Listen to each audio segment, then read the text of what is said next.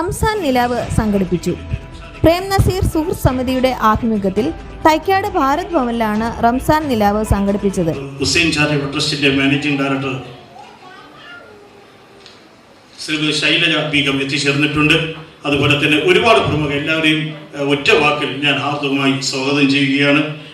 ഈ ചടങ്ങിൽ എത്തിച്ചേർന്ന എല്ലാ പ്രമുഖ വ്യക്തിത്വങ്ങളെയും ഹാർദവമായി സ്വാഗതം ചെയ്തത് നിർത്തുന്നു. പ്രശസ്ത സംഗീത സംവിധായകൻ ഡോക്ടർ വാഴാമുട്ടം ചന്ദ്രബാബുവിന്റെ അധ്യക്ഷതയിൽ കൂടിയ യോഗത്തിൽ സംസ്ഥാന ന്യൂനപക്ഷ commission chairman advocate A Rasheed പരിപാടികൾ ഉദ്ഘാടനം ചെയ്തു.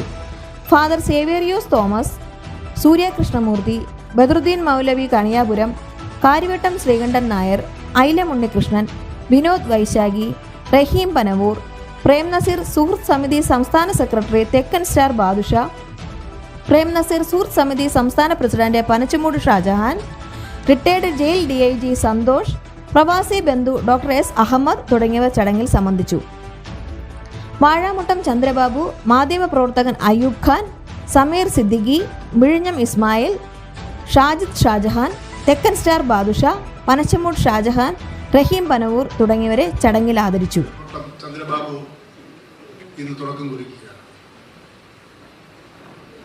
കർണാടക സംഗീതത്തിലൂടെ ഈ റംസാൻ നിലാവിൻ്റെ പ്രശസ്തി എങ്ങനെ ഉയർത്തിക്കൊണ്ടുവരാൻ കഴിയും എന്നതാണ് അദ്ദേഹം നടത്തിയ പരീക്ഷണം. ഈ ചെറിയ പ്രായത്തിനിടയിൽ അധ്യാപകനായി സേവനമനുഷ്ഠിക്കുന്ന സാഹചര്യത്തിലും സംഗീതത്തിൽ ഒരുപാട് പുതുമകൾക്കും തുടക്കം കുറിക്കാൻ അദ്ദേഹം ശ്രമിച്ചിട്ടുണ്ട്.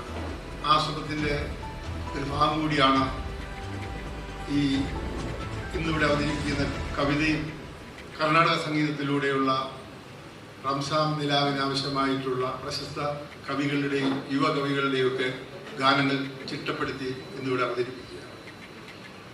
അത് നമ്മുടെ സമൂഹം അർഹിക്കുന്ന ഒന്നാണ്. ഈ കാലഘട്ടത്തിൽ നമ്മുടെ രാജ്യത്ത് ഇന്ന് നിലനിൽക്കുന്ന രാഷ്ട്രീയ സാമൂഹ്യ സാംസ്കാരിക സാഹചര്യത്തിൽ ഒരു മതസൗഹാർദ്ദത്തിൻ്റെയും ഒരു മതനിരപേക്ഷതയുടെയും സാന്നിധ്യം അറിയിക്കാൻ കലാകാരന്മാർക്ക് കഴിയുമെന്നതിൻ്റെ ഉത്തമ ഉദാഹരണമാണ് ഡോക്ടർ ചന്ദ്രബാബു ഇന്ന് മുൻകൈയെടുത്ത റംസാൻ നിലാവ് എന്ന പേരിൽ ഇവിടെ സംഘടിപ്പിക്കുന്ന ഈ പരിപാടി എന്ന് തിരിച്ചറിയുക.